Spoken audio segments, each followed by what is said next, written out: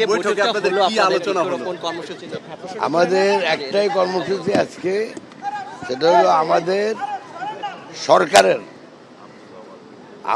সরকারের প্ল্যান অনুযায়ী আমরা প্রতি বছর 5 কোটি বৃক্ষরোপণ করব। সেটার পূর্ণ পরিকল্পনা কিভাবে করা যাবে, কারণ মে মাস থেকে আমাদের এই বৃক্ষরোপণ শুরু। তো আমরা চাচ্ছি যে এবছরই আমরা যেন 5 কোটি পূরণ করতে পারি, সেটা নিয়ে আমরা বিস্তারিত আলোচনা করছি, এর বাইরে আর কিছু নাই। দূষণ নিয়ে, প্লাস্টিক পলিথিন দূষণ, এইগুলো নিয়ে আজকে ওটা নিয়ে, পলিউশন নিয়ে কোনো কথা হয় নাই, বাট গাছ লাগালে তো দূষণ কমবে, উপকূলীয় মে মাস থেকে শুরু হচ্ছে বৃক্ষরোপণ কর্মসূচি। মন্ত্রী, আপনি তো একজন মন্ত্রীর পাশাপাশি একজন প্রতিষ্ঠিত ব্যবসায়ী।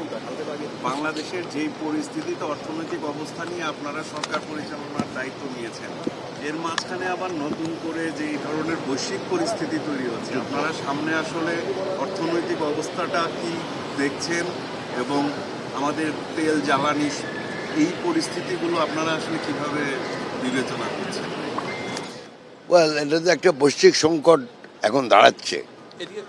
তো বিশেষ করে জ্বালানি ক্ষেত্রে তো একটা সংকট দেখা দিতে পারে। এটা শুধু বাংলাদেশের ব্যাপারে না, এটা কারণ সারা বিশ্বের শতকরা 23% জ্বালানি প্রবাহিত হয় স্ট্রেট অফ হরমুজ দিয়া। অতএব যদি 23% যদি ইন্টারাপশন হয়, তাহলে আপনি বুঝতেই পারেন যে একটা তো সংকট সবসময় হবেই।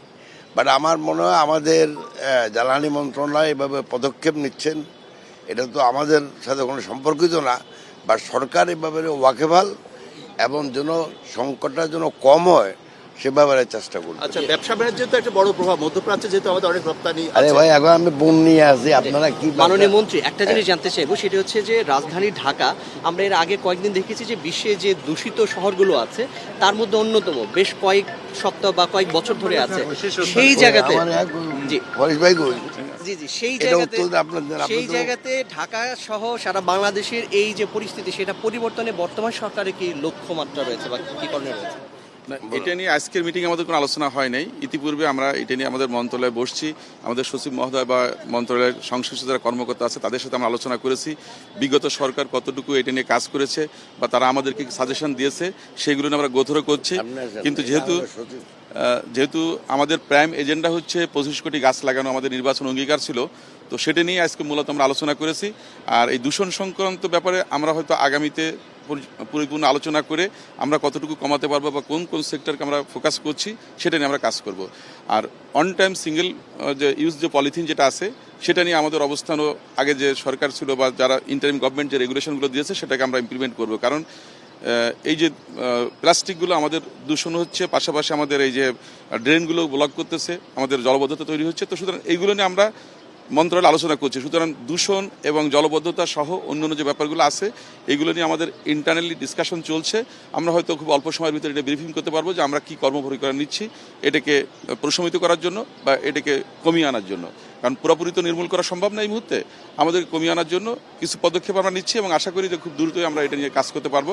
কারণ বিগত ইন্টারিম গভর্নমেন্ট আমাদের কিছু সুপারিশ করে গেছেন এবং মন্ত্রণালয়ের সচিব মহোদয় এ সম্পর্কে আমাদেরকে ব্রিফিং করেছেন। আশা করি আমরা খুব দ্রুত এই ব্যাপারে আপনাকে জানাতে পারবো। ধন্যবাদ। বন দখল এবং নদী দূষণের কথা তো হলোই, বন দখলগুলো করেছে মূলত বড় বড় যে ব্যবসায়ীরা রয়েছে, ভাওয়াল বন বলা চলে যে বড় বড় ব্যবসায়ী। আমি একটু বলি, যেহেতু গতকাল আমরা একটা অ্যাকশন নিয়েছি।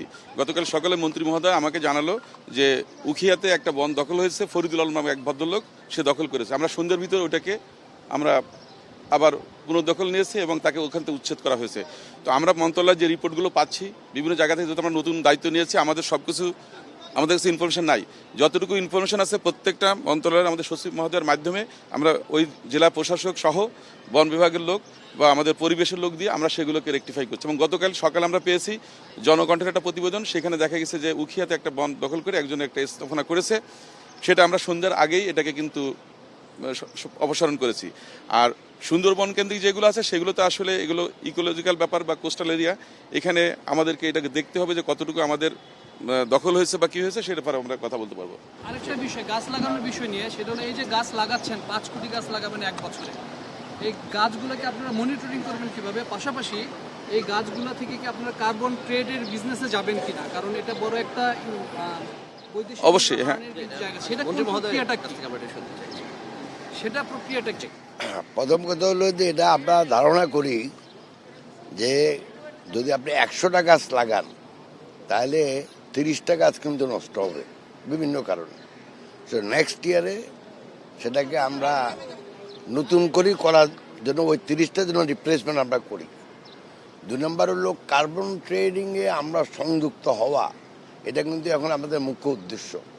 এটার ব্যাপারে আমরা তো নতুন, তো আমাদের সেক্রেটারি হয়তো বলতে পারেন যে আমরা কতটুকু অগ্রসর হইলাম কার্বন ট্রেডিং, কার্বন রেজিস্ট্রি করা এগুলির ব্যাপারে আর কি। আমরা আসলে আমরা তো প্রথম বছর আমরা গাছ লাগানোর চিন্তা করছি সরকার, আর পরের বছর এটা সরকারের যে কর্মসূচিটা প্রকল্পের শুরুতেই ইউএন সিস্টেমে এটা রেজিস্ট্রি করতে হবে। এবং স্যার আপনি বলতে পারেন মনিটরিং আমরা কিভাবে করব। তো আমাদের মেকানিজম যেটা আছে সেটার মাধ্যমে আমাদের পূর্ণ, বিশেষ করে কোস্টাল যে এফরেস্টেশন হবে সেটা পুরোটাই যাতে আমরা কার্বন মার্কেটে আমরা বিক্রি করতে পারি বা ফরেন কারেন্সি আর্ন করতে পারি, সেটা আমাদের মাথায় আছে। ধন্যবাদ। আমাদের প্রতিমন্ত্রী মহোদয় একটু বলুন, উনি একটু বাকিটা উত্তর দেয়। না, এই জিনিসটা হচ্ছে যে আমরা যেটা প্ল্যান করছি গাছ লাগানোর জন্য, আমাদের অন্যতম টার্গেট হচ্ছে আমাদের যে উপকূলের যে চরগুলো আছে বা মেঘনা অববাহিকা যে জায়গাগুলো আছে সেখানে আমরা ম্যানগ্রোভ প্রজাতির গাছগুলো লাগাবো।